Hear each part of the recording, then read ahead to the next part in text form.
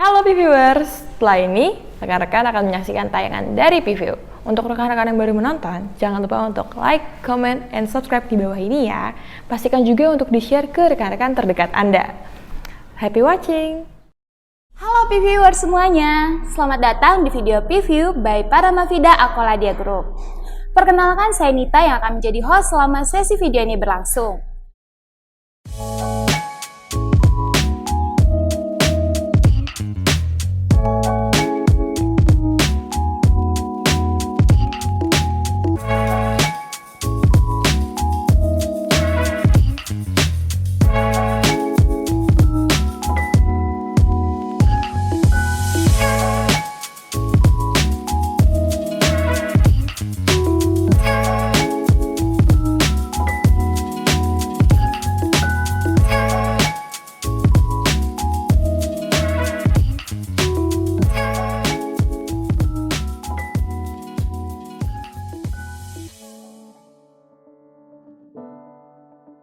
Untuk para viewers yang menonton video ini, gimana nih kabarnya? Saya harap semuanya sehat-sehat ya. Saat ini kita akan membahas dan berbincang-bincang mengenai topik menghadapi perubahan. Tentunya hari ini saya ditemani seorang praktisi yang berpengalaman di bidangnya, yaitu Bapak Junet Adiwibowo. Langsung aja yuk kita sapa. Halo Pak Junet, gimana kabarnya nih Pak? Alhamdulillah sehat-sehat semua. Ya. Oke Pak, nih Pak, mungkin ada beberapa para viewers yang menonton video ini belum mengenal Bapak lebih dalam lagi. Boleh dong Pak diceritain background Bapak dan bidang yang Bapak tekuni pada saat ini Pak. Baik, terima kasih Mbak ya. Perkenalkan, nama saya Junet Adiwibowo, panggilan biasanya Junet. Nah, saya memang expertise di bidang corporate finance, lalu juga di bidang strategic management dan change management seperti itu Mbak. Kebetulan memang salah satu topik perubahan dunia kerja ini merupakan salah satu topik andalan saya seperti itu.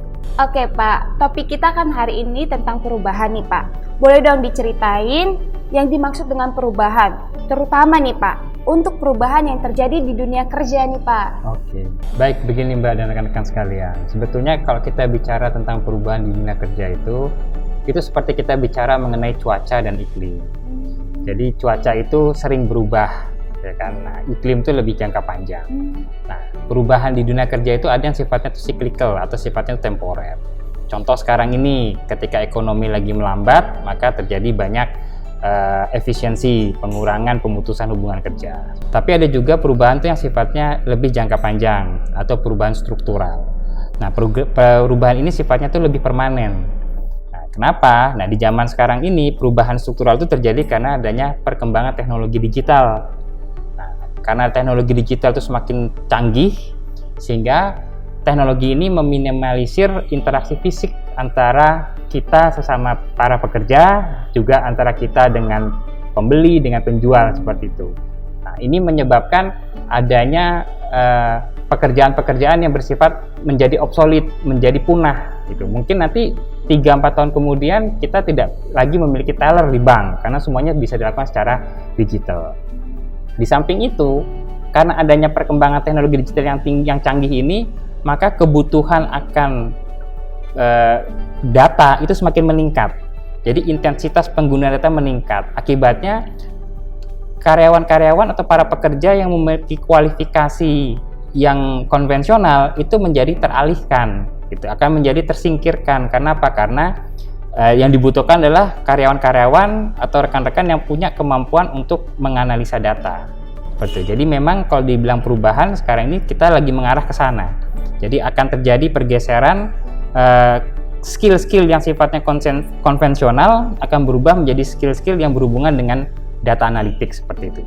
Gitu. Oh, begitu ya Pak. Nah, kira-kira ada nggak sih Pak strategi untuk tetap termotivasi nih Pak selama masa-masa sulit di tempat kerja nih Pak? Betul. Nah, itu apalagi sekarang ini ya kondisi lagi lesu nih semua nih, iya, kan, semua lagi lesu, ya kan. Jadi strateginya sebetulnya sederhana sekali. Itu strateginya itu adalah kita tetap berpikir positif. Hanya berpikir positif saja. Kenapa berpikir positif? Yang pertama itu kita harus yakin bahwa setiap yang terjadi itu karena ada alasan. Jadi everything happens for a reason. Nah, akibatnya karena yang terjadi adalah untuk kebaikan kita, sehingga kita tuh nggak mengeluh. Nah, Yang jadi masalah itu adalah karena kita kondisi udah sempit, udah sumpek kasarnya seperti itu, akhirnya terus kita jadi mengeluh, sehingga kita tidak mencari solusi. Jadi kita nggak termotivasi jadinya seperti itu. Jadi yang pertama itu everything happens for a reason. Yang kedua itu bahwa semua yang terjadi itu sebetulnya kita bisa lewatin, karena kita dianugerahi oleh Tuhan tuh kemampuan akal. Jadi kalau kita merasa bahwa oh enggak, sebetulnya masalah ini memang berat, tapi kita bisa melewati, maka kita punya attitude atau tingkah laku kita, perilaku kita tuh mengarah pada kebaikan. Nah, kan Mbak pernah dengar namanya dulu adanya law of attraction. Nah, jadi orang positif akan menarik orang yang energi positif juga seperti itu. Nah, itu kita berpikir seperti itu. Nah, yang ketiga yang paling penting juga adalah cari teman, cari lingkungan yang positif. Karena kalau lingkungan kita negatif, kita akan ke bawah. Paling gampang kan gini, kalau kita deket-deket sama orang yang jual parfum minyak wangi, kita kecipratan wanginya pasti kan. Tapi coba kita berkumpul dengan penjual ikan, kita kena amisnya. Padahal kita nggak makan ikan, kita nggak nyentuh sama sekali. Nah, ini yang harus kita perhatikan. Dan yang terakhir, ini yang sering dilupakan oleh kita semua. Kita tuh selalu merayakan sesuatu yang besar. Ulang tahun besar kita rayakan, keberhasilan yang besar. Kita lupa untuk merayakan keberhasilan yang kecil.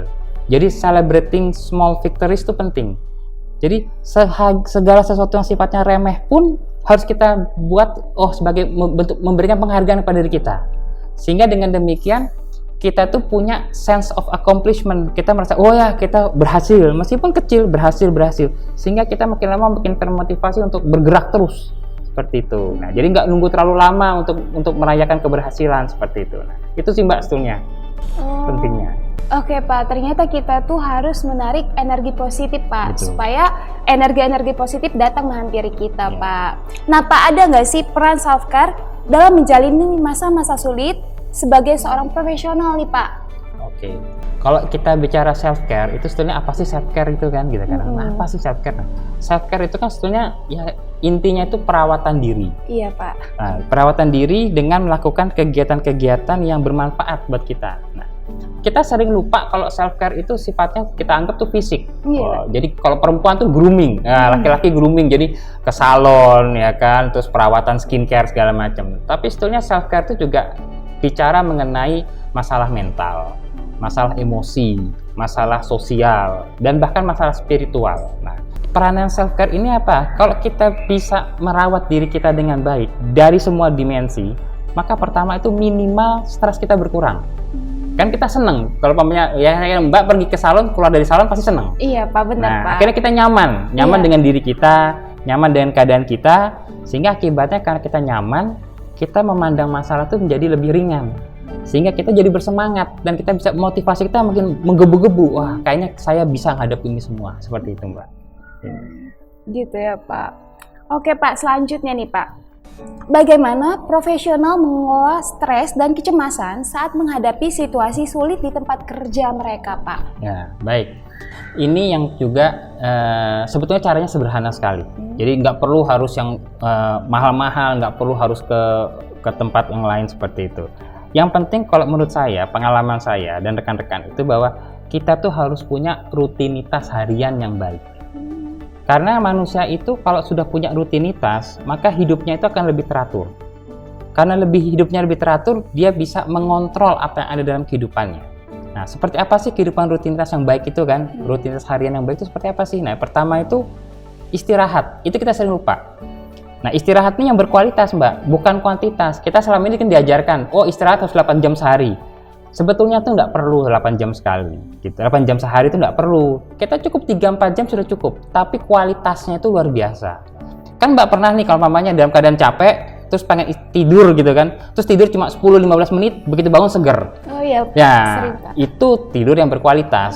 Ya, pertama itu tidur kualitas. Yang kedua makanan. Makanan tuh harus berimbang, harus sehat. Jangan karena stres kita ngemil. Akhirnya berat badan nambah, ngemil lagi, ribet lagi, kita stres lagi. Jadi jangan, makanan tuh harus yang berimbang, sehat. Terus olahraga, ini yang sering kita lupakan. Karena kita di metropolitan, olahraga jadi kelihatan susah. Padahal jalan kaki pun olahraga. Gitu. Jadi olahraga saja cukup. Nah, yang keempat, ini yang paling disenengin, adalah perawatan tubuh. Rapi, yang perempuan pergi ke salon, merawat tubuh, ya kan, manicure, pedicure dan segala macam. Yang laki juga merawat tubuhnya seperti itu. Nah, itu penting sekali untuk meningkatkan self esteem. Nah, yang terakhir, jangan lupa untuk selalu berbuat baik ke diri sendiri dan ke orang lain. Karena kembali lagi tadi Mbak bilang, untuk mendapatkan energi positif, kita harus mengeluarkan energi positif seperti itu. Gitu Mbak. Oh gitu ya Pak, ternyata cara mengelola stres dan kecemasan ya tergantung rutinitas kita. Betul. Kita harus memperbaiki rutinitas Betul. kita Pak.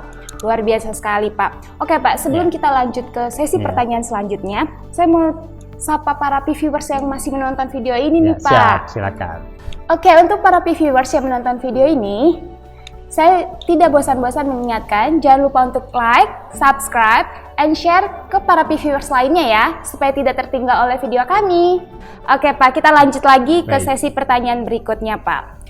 Ada nggak sih Pak tips untuk menjaga profesionalisme dan sikap positif di tengah situasi yang penuh tantangan nih Pak? Oke. Tipsnya banyak sekali, tapi kalau mau saya kasih beberapa itu kita melihat sederhana. Pertama, tepat waktu. Oh, tepat waktu. Masuk kerjanya tepat waktu, pulang kerjanya tepat waktu juga. Pulang kerja juga tepat waktu gitu kan. Terus tepat waktu, deadline dipenuhi. Yang kedua, dress nice. Ya. Pakai sesuatu yang buat kita nyaman, tapi juga tetap rapi seperti kan, sopan tapi sesuatu yang nyaman. Nah, yang ketiga ini, cintai pekerjaan kamu. Terus ada pertanyaan, waduh Pak, kalau pekerjaan saya tuh nggak menyenangkan, pekerjaan saya itu membosankan, terus sucks kasarnya seperti itu. Gimana cara saya mencintai pekerjaan? Nah, kalau kita tidak bisa mencintai pekerjaan kita, maka cobalah untuk mencintai apa yang diberikan pekerjaan kita kepada kita. Jadi contohnya gini, pekerjaan saya tuh wah nggak menyenangkan, tapi minimal dengan kerja saya dapat gaji. Dengan gaji itu mungkin saya bisa membantu ibu saya atau membantu saudara saya. Jadi mencintai pekerjaan bukan karena pekerjaannya, tapi apa yang diberikan pekerjaan. Nah, dengan demikian kita akan tetap memiliki kondisi positif terhadap pekerjaan. Nah, lalu habis itu jangan lupa mengambil inisiatif. Kita harus proaktif. Jadi jangan nunggu, gitu kan? Jangan harus mau melakukan sesuatu tuh, istilah kerennya itu go the extra mile. Kita mau melakukan lebih. Kita diminta 8, kita kasih 9. Nah, kita diminta 10, kita kasih 11. Seperti itu. Kelebihan itu merupakan attitude yang nanti positif yang akan kembali ke kita pasti. Seperti itu. Nah, terus yang selanjutnya adalah belajar dari kesalahan. Jangan takut salah. Nah, artinya jangan takut salah itu pertama adalah kalau kita melakukan kesalahan, ya kita jangan tutupin. Kita akui, ya kita salah. Dan yang kedua, jangan cari kesalahan orang. Nah, kalau kita kebanyakan gitu, ada kita salah, kita tutupin, kesalahan orang kita buka. Nah, itu repot. Nah, yang terakhir, ini yang paling sulit sebetulnya. Jangan ngegosip. Nah, karena kalau ngegosip, itu udah yang jadi temen jadi lawan gitu kan. Nah, jangan ngegosip. Nah, kalau di kantor nih, masalahnya adalah kalau kondisinya lagi lesu, masa depan ekonomi lagi turun, pekerjaan nggak banyak, akhirnya banyak waktu luang. Nah, karena banyak waktu luang, tipikal orang Indonesia akhirnya banyak ngobrol, terus ngegosip. Nah, akhirnya tersinggung. Nah, jadi repot seperti itu. Jadi itu, yang terakhir itu yang paling berat, jangan ngegosip. Selalu isi dengan hal-hal positif. Seperti itu. Harus dijauhin ya menggosip. Betul. Itu, Pak. Oke Pak, kita lanjut lagi nih Pak ke pertanyaan berikutnya. Bagaimana para profesional dapat menemukan dukungan dan dorongan selama masa sulit dalam karir mereka nih Pak? Ya, ini memang pentingnya bahwa kita tidak bisa menyelesaikan sesuatu itu sendiri. Iya. Nah, itu kita sebut namanya support system. Oh, iya. Jadi kita perlu namanya support system. Nah, support system itu bisa kita peroleh di dalam lingkungan kerja kita atau di luar. Pertemanan, ya kan, sohib. Nah, itu sebenarnya support system seperti itu. Nah, gimana cara kita bisa mendapatkan support system? Yang pertama itu adalah kita harus mencari dan kita harus berkumpul bersama orang-orang yang positive attitude. Nah, itu penting. Jadi lingkungan itu sangat mempengaruhi. Jadi kalau di kantor cari orang-orang yang jarang ngeluh, cari orang-orang yang motivasinya tinggi, cari orang-orang yang melihat sesuatu tuh dengan optimisme. Seperti itu kan. Kalau sudah ketemu, hang out sama mereka. Artinya beri waktu khusus untuk ngobrol. Nah, untuk diskusi, untuk tukar pikiran, mungkin sambil ngafe bareng gitu kan, atau pas lagi break, ya lagi di kantor break bareng-bareng seperti itu. Nah, ataupun melakukan aktivitas bersama seperti itu. Nah, yang terakhir itu mencari mentor. Nah, ini yang kebanyakan teman-teman di dunia kerja itu kurang mencari mentor. Siapa sih mentor ini? Mentor itu sebenarnya senior kita yang mau meluangkan waktu dan membantu kita untuk berkembang. Nah, cari mentor itu tentunya mereka tuh punya kualitas, ya. Jadi istilah kualifikasinya ada, terus juga expertise-nya relevan, gitu. Jangan sampai kayak, pamannya saya orang keuangan, saya cari mentor, pengalamannya ada tapi dia di bidang sales, ya nggak cocok kan, nggak masuk seperti itu. Mungkin dari sisi pandangan hidup dia kita pelajarin, tapi dari sisi keilmuan kan tidak. Nah, jadi cari mentor yang selain memiliki kualifikasi yang relevan, dia juga memiliki expertise yang relevan, seperti itu, Mbak. Oke Pak, ternyata kita tuh harus mencari support system yang emang Betul. sama-sama positif Iya, gitu ya Pak ya. Betul. Lagi-lagi positif gitu ya Positif Pak. terus. Oke Pak, kita langsung ke pertanyaan berikutnya Ya. lagi nih Pak. Apa saja jebakan umum yang harus dihindari saat melewati masa-masa sulit di tempat kerja? Dan bagaimana nih caranya mengatasinya Pak? Baik, kalau kita ngomong jebakan, itu sebetulnya kalau masa sulit itu problemnya itu ada dua yang mendasar. Yang pertama itu adalah motivasi. Jadi kita tuh kalau masa sulit kita biasanya kurang motivasi. Nah, yang kedua itu masalah konflik. Nah, jadi ketika lagi sulit, ya kembali lagi, kalau keadaan lagi susah, pasti ada konflik. Kayak gitu. Kalau keadaan lagi senang aja konflik ada, apalagi susah, konflik pasti muncul. Nah, jadi kita melihat nih, pertama kita bicara tentang kurang motivasi. Nah, kita harus tahu apa sih masalahnya, kenapa kita kurang motivasi, kenapa kita malas, kenapa kita kok nggak semangat. Nah, jangan-jangan yang pertama kita tuh masih di comfort zone. Artinya kita tuh masih belum sadar kalau kita nih dalam kondisi susah gitu kan. Kita menganggap seperti biasa. Nah, itu. Jadi pertama, apakah kita masih di comfort zone? Jadi kita nggak mau berubah. Nah, akhirnya kita jadi malas. Nah, yang kedua, mungkin kita nggak pede. Nah, karena nggak pede, akhirnya kita jadi, aduh dah nggak usah deh, motivasi berkurang. Atau ketiga, mungkin kita depresi.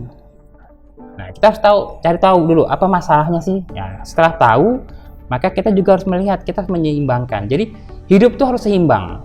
Pertama, antara kehidupan di kantor sama di luar kantor harus seimbang. Nah, yang kedua, antara bekerja dengan beristirahat itu harus seimbang. Nah, lalu ketiga itu adalah kembali lagi pola hidup. Pola hidup yang sehat, makan, istirahat itu harus sehat, harus seimbang. Nah, yang terakhir adalah kita tuh harus mencoba menerapkan dalam diri kita tujuan, target, sama deadline. Sekarang Mbak, saya tanya, kalau pamannya kan waktu kuliah dulu, kalau dosen ngasih tugas, sekarang saya tanya, mana yang lebih membuat tugas itu membuat kita termotivasi? Tugas yang dikasih tahu, oke, deadline-nya seminggu, atau tugas yang dikerjakan deadline-nya itu 1 semester? Yang seminggu Pak. Yang seminggu. Iya, Nah, Pak. kenapa? Karena ada deadline-nya. Iya, jadi bener, kita Pak. ngejar itu kan. Nah, Iya benar Pak. kalau hidup itu nggak punya deadline, nggak punya target, mau gimana gitu kan? Akhirnya kita jadi malas. Ya udah ntar aja lah, masih besok lagi Iya, seperti iya. itu. Jadi itu pertama kurang motivasi. Yang kedua konflik. Nah, ini pasti terjadi. Ketika kita lagi sulit, pasti konflik terjadi, benturan itu akan terjadi. Nah, gimana cara nyelesain konflik? Yang pertama itu kembali lagi cari tahu masalahnya tuh di mana. Setelah tahu cari masalahnya, nah ini yang kedua poinnya, itu yang sering kita agak malas melakukannya. Kita harus mencoba mendengarkan cerita mereka. Nah itu biasanya kita susah. Karena udah konflik, kita nggak mau dengerin tuh their side of story. Nah sebetulnya nggak boleh, kita harus dengerin. Oke, kamu masalahnya apa sih? Nah, cara dewasa aja, biar dia cerita. Dan kita hanya mendengarkan, jangan terus komentar, diem aja dengerin. Catet. Nah, oke. Setelah selesai, didiamkan dulu, ya kan, break itu, habis itu baru kita cerita. Oke, this is my side of story. Nah, saling tukar pikiran seperti itu. Nah, jadi dengan demikian, insya Allah konflik itu bisa resolve. Karena tidak ada orang yang suka konflik sebetulnya. Nah, tapi kalau tetap nggak bisa, ya kita cari penengah. Nah, wasitnya tuh harus ada, yang netral seperti itu kan. Nah, seperti itu. Jadi itu caranya. Itu. Wah, Ya. ternyata luar biasa sekali ya Pak, untuk menghindari hal-hal yang memang masa-masa sulit kita itu emang kita harus berpikir positif. Oke Pak, kita masuk sesi pertanyaan terakhir nih Pak. Oke Pak, bagaimana menetapkan tujuan dan penentuan prioritas dalam membantu para profesional tetap fokus dan termotivasi selama masa-masa sulit dalam karir mereka nih Pak? Jadi betul, jadi kembali lagi ada dua kata yang penting dalam kehidupan seorang profesional, yaitu pertama tujuan sama prioritas. Nah, saya ingin mengatakan bahwa kalau kita nggak punya tujuan, maka pasti kita kehilangan arah. Ya ibaratnya kayak kita suruh mau pergi tapi kita nggak tahu tujuannya kemana. Pasti kan akhirnya kalau orang Jawa ngalor ngidul ya kemana-mana udah gitu kan. Pertama itu kita kehilangan arah, terus kita menjadi kurang termotivasi karena tujuannya tidak jelas gitu kan.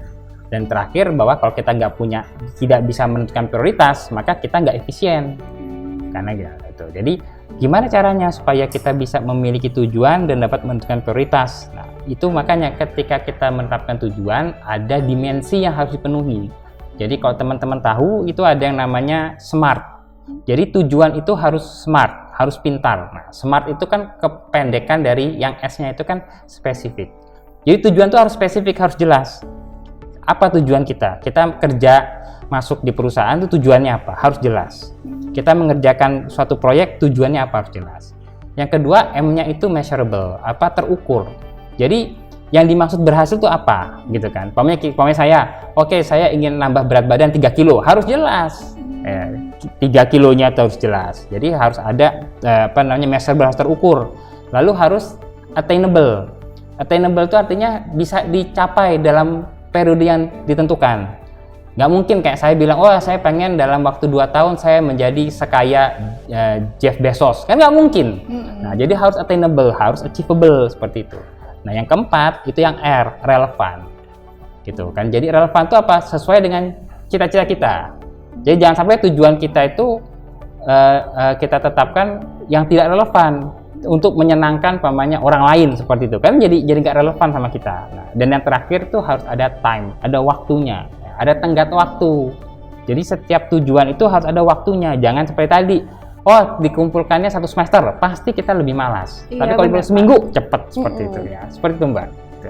Ternyata kita harus menentukan tujuannya ya Pak ya. Ini tuh yang utama atau bukan, Betul. yang prioritas atau bukan. Betul. Gitu ya Pak. Ya. Ternyata luar biasa sekali ya Pak perbincangan kita pada hari ini. Sama-sama. Dan aku juga mau bilang terima kasih banyak kepada Bapak yang mau meluangkan waktunya nih Pak, sehingga mau berbincang-bincang dan bercerita-bercerita atau sharing-sharing bersama para viewers nih Pak. Dan semoga apa yang kami sharingkan pada saat ini itu bermanfaat bagi kita semua ya para viewers. Dan untuk para viewers yang sedang menonton video ini, saya tidak bosan-bosan untuk mengingatkan jangan lupa subscribe, like, comment, and share ke para viewers lainnya ya, supaya tidak tertinggal oleh video kami. Dan jangan lupa nyalakan lonceng notifikasi. Terima kasih dan sampai jumpa di video kami selanjutnya. Bye-bye! Nah, gimana nih videonya viewers? Semoga sudah cukup menginspirasi ya. Oke, nantikan juga tayangan-tayangan selanjutnya dari PView dengan klik tombol subscribe di bawah dan jangan lupa notification-nya juga supaya nggak ketinggalan video-video terbaru. Oke, see you on the next video. Bye!